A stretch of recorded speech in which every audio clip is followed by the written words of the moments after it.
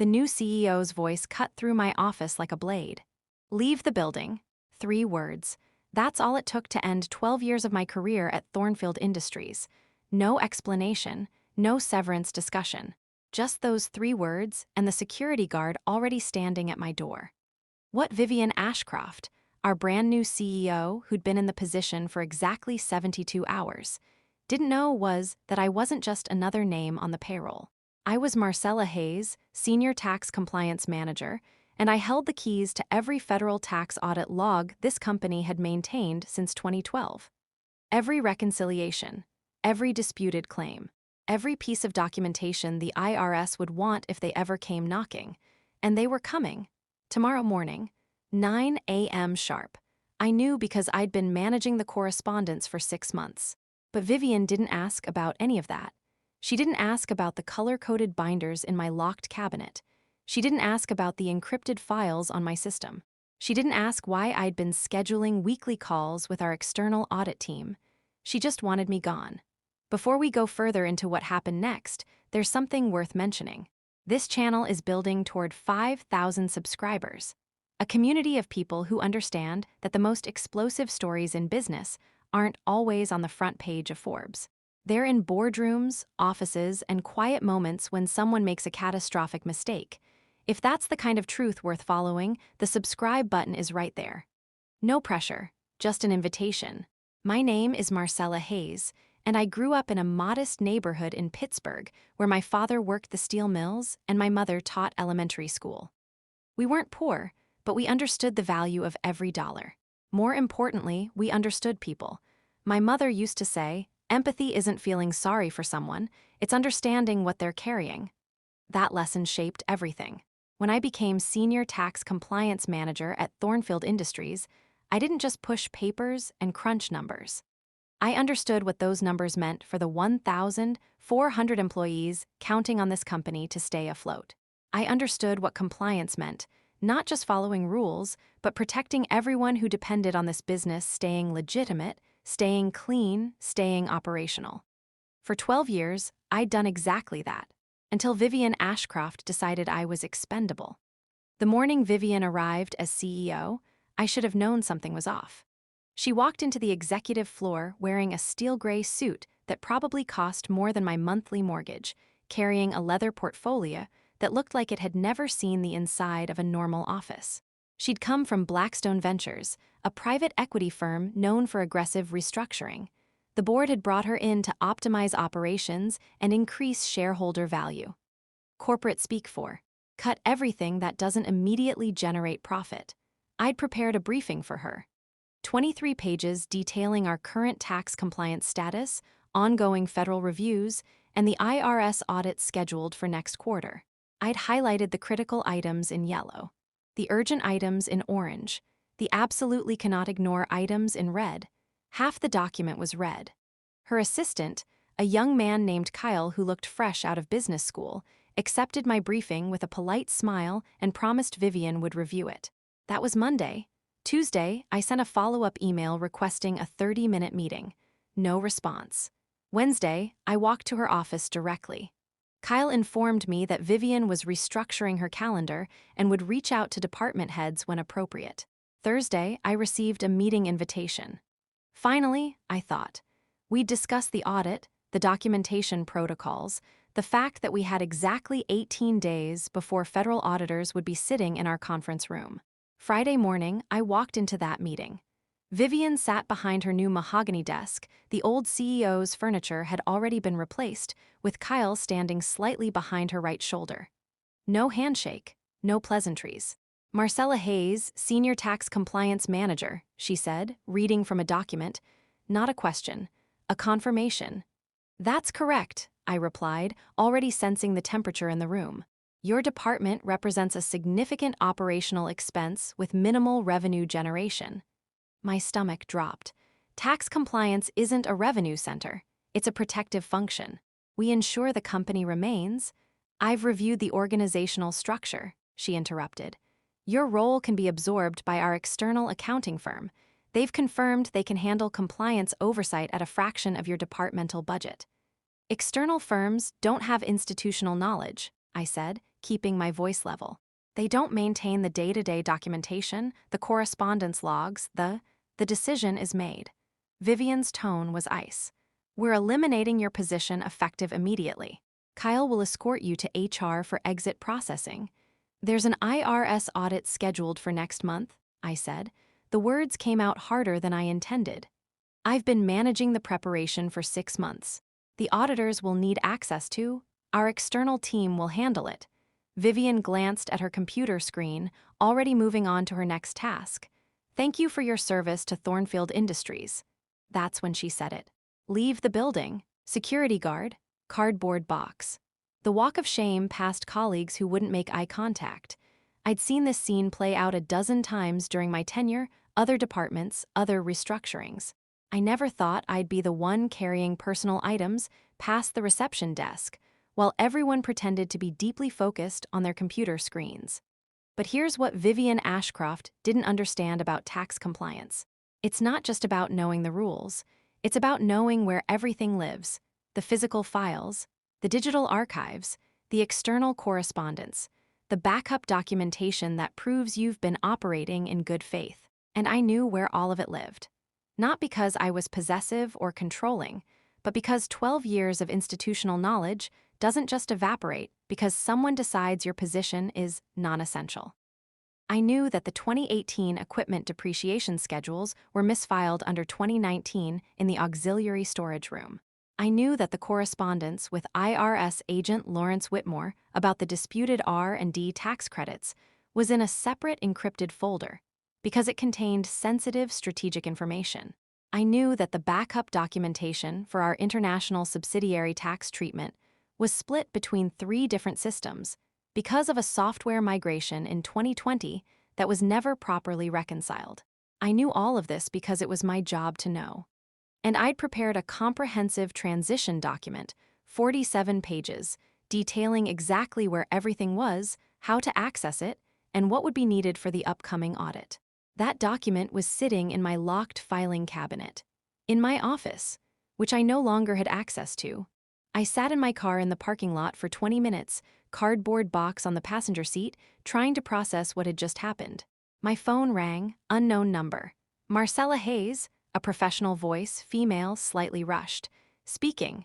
This is Agent Elizabeth Hartman with the Internal Revenue Service. I'm calling to confirm our site visit scheduled for February 14th at 9 a.m. We'll need access to your compliance offices and the documentation we discussed in our previous correspondence. February 14th, 18 days away. Agent Hartman, I said slowly, I need to inform you that I'm no longer with Thornfield Industries as of today. My position was eliminated. Silence on the other end. Then, I see. Who should I contact regarding our audit? I honestly don't know. The new CEO made this decision. I assume they'll assign someone, or they mentioned using an external firm. More silence. Miss Hayes, you've been our primary contact for 6 months. We've discussed documentation requirements, access protocols, the specific items we'll be reviewing. Are you telling me there's no transition plan?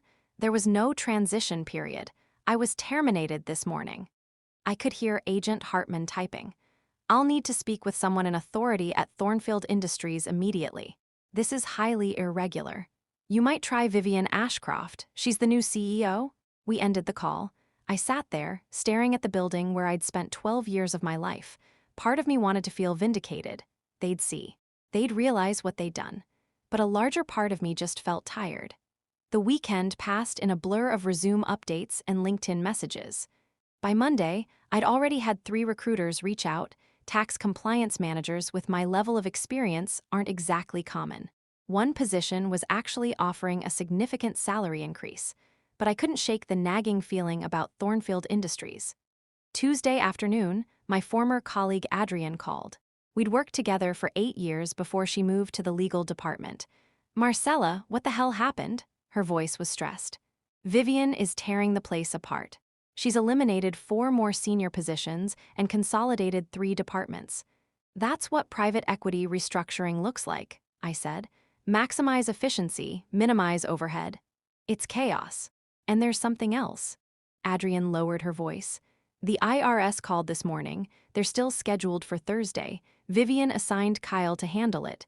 Kyle, her assistant, he's not a tax professional. He's barely been here a week. I know. He's been running around asking people where the audit files are. Nobody knows. Roger in accounting said you were the only one who maintained that stuff. My chest tightened. Did Kyle check my old office? Your office is being converted to a collaboration space. They cleared it out over the weekend. Cleared it out? Adrian, there were locked filing cabinets with original documentation in there. Please tell me they didn't just trash everything. I don't know. I saw facilities moving boxes to storage, but I don't know which storage or if they inventoried anything. This was bad, really bad. Has anyone tried to contact me? Officially? Not that I know of. Vivian seems to think the external accounting firm has everything under control. We talked for a few more minutes before hanging up. I spent the next hour debating with myself. They fired me. I owed them nothing. But 1,400 employees still worked there. People with families and mortgages and lives that depended on Thornfield Industries remaining solvent. I drafted an email to Vivian Ashcroft. Subject: IRS Audit Critical Documentation. Miss Ashcroft, I understand my position has been eliminated, but I want to ensure a smooth audit process. I have comprehensive knowledge of where all required documentation is located and can provide a detailed transition brief. I'm available for consultation. Regards, Marcella Hayes, Professional. Helpful. Extending an olive branch. I hit send. No response Tuesday evening. No response Wednesday morning. Wednesday afternoon, Adrian texted me. Vivian told Kyle you're trying to make yourself seem important. She said the external firm confirmed they have everything needed. I stared at that text for a long time. All right then, Thursday, February 14th, 9 a.m. I was at home, 3 days into unemployment, drinking coffee and reviewing a job offer from a pharmaceutical company in Boston. My phone rang. Adrian. Marcella. Her voice was panicked. The IRS is here, 3 agents. They're asking for documentation that Kyle can't find. He's completely overwhelmed. Vivian is in her office on the phone, and I heard her screaming. Screaming about what? I couldn't hear everything, but something about assets and seizures and how this wasn't supposed to happen. My coffee went cold in my hand. Seizures? Adrian, what exactly is happening? I don't know. There are IRS agents in the conference room. Kyle is literally running between offices trying to find files. Someone from the external accounting firm is on speakerphone saying they only have the quarterly filings, not the detailed documentation. It's a complete disaster. This was worse than I thought. When the IRS conducts an audit and you can't provide documentation to support your tax positions, they don't just shrug and reschedule. They start with adverse assumptions. They disallow deductions. They assess penalties. And if they believe there's an attempt to obstruct the audit or hide information, they can take immediate enforcement action, including asset seizures to secure potential tax liabilities. How long have the agents been there? I asked. About an hour. Vivian just came out of her office. She looks, Marcella, I've never seen her look scared before. Is she asking about me? Kyle mentioned your name. She shut him down. Said we don't negotiate with terminated employees. There it was. Pride and ego, even in the middle of a crisis. Adrian, I need you to listen carefully. The documentation they're looking for is spread across multiple locations. The primary files should have been in my locked cabinet, but if facilities moved them to storage without inventory, they'll never find everything in time. The digital files are on the secure server under my old login, which has probably been deactivated.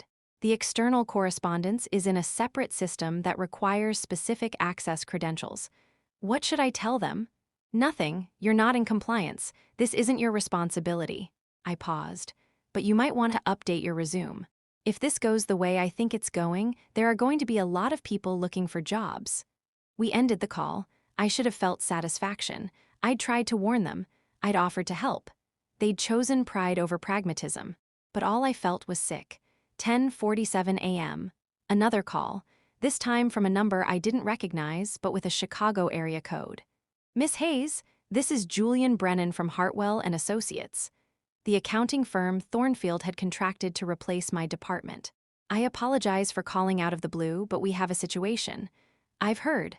Right, yes. Well, he sounded flustered. We were contracted to handle quarterly filings and general compliance oversight. We were not informed there was an active IRS audit in progress requiring 6 months of prepared documentation. The scope of what they're requesting is extensive. That's because federal audits are extensive, I said. That's why I spent 6 months preparing. Miss Ashcroft indicated you were terminated and that we had full access to all necessary files. Miss Ashcroft has been CEO for less than a week. She doesn't know what files exist, where they are, or what the IRS needs. Julian exhaled slowly. Miss Hayes, I'm going to be direct. We're in a conference room with 3 IRS agents who are losing patience. We cannot locate approximately 60% of the documentation on their request list. They're discussing penalty assessments and potential fraud investigation protocols. Fraud investigation? That escalated faster than I expected. What triggered that? We can't provide documentation for R&D tax credits claimed in 2021 and 2022. The agents are suggesting those credits may have been fraudulent. My blood went cold. They weren't fraudulent. We had a full documentation package prepared by external specialists. It's in the auxiliary files under Federal Credits Research and Development. There should be 3 binders with original receipts, project descriptions, and qualified expense allocations. Where is this auxiliary file located? It was in my office. Storage room C, cabinet 7, third shelf. But if facilities moved everything without inventory, I have no idea where it is now. Can you come in? Julian's voice cracked slightly. I know the circumstances are awkward, but this situation is deteriorating rapidly. I was terminated and ordered to leave the building by your client. I don't think I'm welcome. I understand, but a commotion in the background. Voices raised. Then Julian came back on the line. Miss Hayes, they're seizing assets. The IRS is initiating an emergency asset seizure to secure potential tax liability. I have to go. The line went dead. I sat there, phone in hand, trying to process what I just heard. Asset seizure. They were actually seizing company assets. My phone rang again. This time, the caller ID showed Vivian Ashcroft. I stared at it for 3 rings before answering. Miss Hayes. Vivian's voice was tight, controlled, but I could hear the edge underneath. I need you to come to the office immediately. I was told to leave the building. Effective immediately, as I recall. This is an emergency situation. We need your expertise. You needed my expertise 5 days ago. You terminated me instead. I'm prepared to offer a consulting arrangement. Standard rates. Standard consulting rates for a tax compliance manager would be maybe $200 an hour. For what was happening, that was insultingly low. Miss Ashcroft, do you understand what's happening right now? There's a documentation issue with the IRS. We need you to help locate files. It's not a documentation issue. It's a catastrophic compliance failure. The IRS is seizing assets because they can't verify the legitimacy of your tax positions. Every minute this continues, you're accruing penalties and interest. Silence. Then, what do you want? There it was. The question I'd been unconsciously preparing for since I got that first call from Adrian. I didn't want revenge. That's not who I am. But I also wasn't going to let pride and short-sighted corporate restructuring destroy 12 years of my work and jeopardize 1,400 jobs. I need numbers, I said. What's the assessed tax liability the IRS is claiming? I heard papers rustling. Vivian's voice, muffled, asking someone in the background, then back to me. They're indicating potential disallowed deductions and credits totaling $8.3 million, with penalties and interest that could reach $15 million total. My stomach dropped. Jesus, how long have the agents been on site? 2 hours and 17 minutes. And how much is the asset seizure valued at? They've frozen our primary operating accounts. Our CFO estimates we're losing operational capacity at approximately $5,400 per minute. I did the math quickly. In the 2 hours they'd been there, that was already over $700,000 in frozen operational capacity. Every minute this dragged on, the damage compounded. Here's the situation, I said, keeping my voice level. I can resolve this.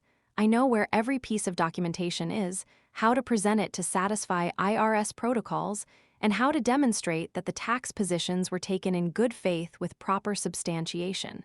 I can have this audit back on track within 4 hours. What's your rate? This isn't about hourly rates. This is about fixing a crisis that should never have happened. Name your price, Miss Hayes. I thought about the 12 years I'd given to Thornfield Industries, the nights I'd stayed late making sure every filing was perfect, the weekends I'd spent organizing documentation, the institutional knowledge that couldn't be replaced by an external firm or a restructured department. I thought about being walked out by security with a cardboard box, and I thought about the 1,400 people who needed this company to survive. $2.4 million. The silence on the other end lasted so long I thought the call had dropped. That's absurd, Vivian finally said. That's less than 20% of the potential tax liability you're facing. It's less than 8 hours of operational losses at your current rate. And it's non-negotiable. I need to consult with the board. You have 15 minutes. Every minute you delay costs you $5,400 in frozen operations, plus accruing penalties with the IRS. Do the math. I ended the call. My hands were shaking. I just demanded $2.4 million from a company that fired me 5 days ago. But the number wasn't arbitrary. It was calculated. It was fair compensation for the value I was providing and the crisis I was solving. And it sent a message. Institutional knowledge and expertise have value. You don't get to discard people and then expect them to save you for standard consulting rates. 12 minutes later, my phone rang. Vivian Ashcroft. We accept your terms. $2.4 million, contingent on successful resolution of the IRS audit. No, I said. Payment up front. Wire transfer to my account before I walk into that building. And I need it in writing from your general counsel. That's not how consulting agreements work. This isn't a consulting agreement. This is crisis remediation. You're buying my knowledge and my expertise to fix a problem you created. If you want someone to negotiate with, call another tax compliance manager. I'll wait while you find one who knows your documentation systems as well as I do. Another long silence. I'll have our counsel draft the agreement. How quickly can you get here? 30 minutes after, I see the wire transfer confirmation. The agreement came through 18 minutes later. 6 pages of legal language that boiled down to: Marcella Hayes would provide expert consultation to resolve the current IRS audit situation in exchange for $2.4 million, paid immediately. I read it 3 times, signed it electronically, sent it back. 22 minutes later, my phone pinged with a notification from my bank. Wire transfer received. $2,400,000. I stared at that number for a solid minute. Then I got dressed, got in my car, and drove to Thornfield Industries. The lobby was chaos. Employees clustered in small groups, whispering. Someone from it was arguing with a man in a dark suit who I assumed was IRS. Kyle was on the phone, looking like he might cry. I walked straight to the elevator. Roger from accounting spotted me. Marcella, what are you doing here? Fixing things. The executive floor was worse. Vivian stood outside the main conference room with her arms crossed, talking intensely with a woman in a gray blazer, probably the attorney. Julian from the external accounting firm was inside the conference room with 3 IRS agents who looked progressively more irritated. Vivian saw me approaching. Her expression was unreadable. Miss Hayes. Miss Ashcroft. I kept my voice professional. I assume the IRS agents have been informed I'm joining this discussion. Julian has briefed them. They're not happy about the delay. They're about to be a lot happier. I walked past her into the conference room. 3 agents, 2 men, 1 woman. The woman was Agent Elizabeth Hartman, who I'd been corresponding with for months. She looked exhausted. Agent Hartman, I said, extending my hand. Marcella Hayes, I apologize for the confusion this morning. Miss Hayes. She shook my hand, her grip firm. I was told you were no longer with the company. I'm not. I'm here as an independent consultant to facilitate this audit. I understand there are documentation concerns. That's putting it mildly. One of the male agents, his nameplate read Agent R. Sullivan, tapped a thick folder. We've been requesting basic substantiation for claim deductions for 2 hours. We've received incomplete files, misfiled documents, and a lot of excuses. I understand. That's going to change right now. I pulled out my laptop and powered it up. Agent Hartman, can you provide me with your current request list? She slid a 4-page document across the table. I scanned it quickly. R&D tax credits, equipment depreciation schedules, international subsidiary tax treatment, charitable contribution substantiation, employee benefit plan documentation. All of it was documented. All of it was filed. I knew exactly where every piece was. Give me 90 minutes, I said. I'll have every item on this list ready for your review, properly organized and cross-referenced. Agent Sullivan looked skeptical. We've been told that for 2 hours. You've been told that by people who don't know the filing systems. I designed the filing systems, 90 minutes. Agent Hartman studied me for a moment. We'll give you 2 hours. But Miss Hayes, we need complete documentation. If we can't verify these positions, we're proceeding with disallowance and penalty assessment. Understood. I left the conference room and went straight to Vivian. I need access to storage room C, the secure server, and my old office if anything is still there. Your office was cleared. The files were moved to auxiliary storage. Which auxiliary storage? I don't know. Kyle handled it. I found Kyle in his temporary office, looking shell-shocked. Kyle, the files from my office, where are they? Facilities moved them. I think basement storage, or maybe the off-site warehouse. I didn't supervise it directly. This was going to be harder than I thought. I spent the next hour executing what was essentially an archaeological dig through Thornfield Industries' documentation systems. Storage room C, still intact, thank God. I found the R&D tax credit binders exactly where I'd left them. 3 inches of documentation supporting $4.2 million in claimed credits. Project descriptions, qualified expense allocations, third-party specialist certification. Everything the IRS needed. Basement storage, chaos, unlabeled boxes stacked haphazardly. I found equipment depreciation schedules mixed in with old marketing materials. 40 minutes of sorting before I located the complete depreciation documentation. Secure server. My old login was deactivated, but it restored my access credentials. I pulled the international subsidiary tax files, correspondence with foreign tax authorities, transfer pricing documentation, treaty position analyses. The off-site warehouse was the worst. Facilities had moved my filing cabinets without inventory. I literally had to open each drawer, identify the contents, and extract what I needed. But I found it. Employee benefit plan documentation. Charitable contribution receipts with proper acknowledgement letters.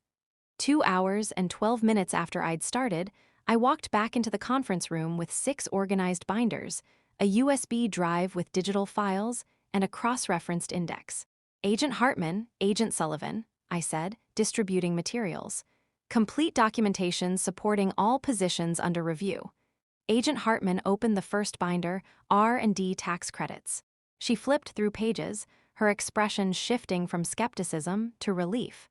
This is what we needed 2 months ago when we sent our information request, she said. This is what you would have received if there had been proper transition planning, I replied diplomatically. They spent the next 90 minutes reviewing everything. I sat quietly, available for questions, providing clarification when needed. Finally, Agent Hartman closed the last binder. Miss Hayes, this documentation is comprehensive and well-organized. It supports the tax positions as filed. Agent Sullivan nodded. We'll need to take copies for our review file, but preliminarily this addresses our concerns. What about the asset seizure? I asked. We'll initiate the release process immediately. The freeze should be lifted within 2 hours. Vivian, who had been sitting in the corner looking progressively more relieved, actually exhaled audibly. However, Agent Hartman continued, we need to address the systemic issues that led to today's situation. The lack of documentation availability, the absence of a qualified compliance manager, the reliance on external firms without proper knowledge transfer, these are red flags. I agree completely, I said. And those are concerns for Thornfield Industries leadership to address. The IRS agents gathered their materials and left. The conference room fell silent. Julian from the external accounting firm was the first to speak. Miss Hayes, that was extraordinary. I've never seen someone navigate an audit crisis that efficiently. It's not extraordinary when you know the systems and you've done the work, I said. It's just competence. I looked at Vivian. The audit is resolved, the asset seizure will be lifted, your operational losses will stop. We're done here. I stood to leave. Miss Hayes, Vivian said. Wait, I turned. I made a mistake. Those 4 words probably cost her more than the $2.4 million. You made several mistakes, I said quietly. You eliminated a position without understanding its function. You ignored warnings from someone with institutional knowledge. You let pride prevent you from accepting help when it was offered. And it cost this company significant operational losses, reputational damage, and $2.4 million to fix. I want to offer you your position back, with a 40% salary increase and a seat in senior leadership meetings. It was tempting. It really was. But I thought about how it felt to be walked out by security. How my offer to help was dismissed as an attempt to make myself seem important. How my 12 years of work was valued at 0 until crisis struck. No, I said. Thank you, but no. Why not? Because institutional knowledge works both ways, Miss Ashcroft. I know this company's systems, but I also know its culture now. I know how leadership treats people when they're deemed non-essential. And I know that the next time you're looking to cut costs, I'll be on the list again, regardless of what I contribute. I picked up my laptop bag. Good luck with your restructuring. I'd recommend keeping detailed documentation of everything. 3 weeks later, I accepted a position as Director of Tax Compliance at Lexington Pharmaceuticals in Boston. 30% higher salary than I'd made at Thornfield, comprehensive benefits, and leadership that understood the difference between cost centers and protective functions. But the real change was the $2.4 million sitting in my investment account. I didn't spend it lavishly. I paid off my mortgage, set up college funds for my nieces and nephews, donated a significant amount to my mother's old elementary school for their financial literacy program, and I kept enough invested to know that I would never again be in a position where I had to accept being undervalued. Adrienne called me a month after the audit incident. You're not going to believe this, she said. Vivian eliminated 3 more senior positions last week: the head of quality control, the facilities manager, and the senior legal counsel. How's that going for her? We failed a surprise FDA inspection yesterday because nobody knew where the current compliance protocols were documented.